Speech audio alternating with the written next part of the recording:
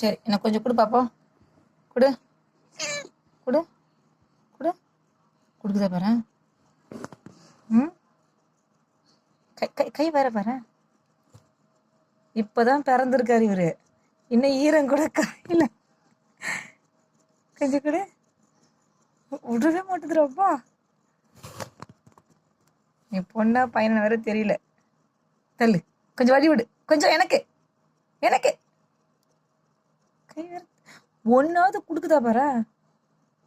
அம்மா விடவே மாட்டேங்குது. ஏய் இங்க பாரு. சரி நீயாவது கொஞ்சம் கொடு. கொஞ்சோண்டு கொஞ்சம் கொடு. கொஞ்சம் கொஞ்சம்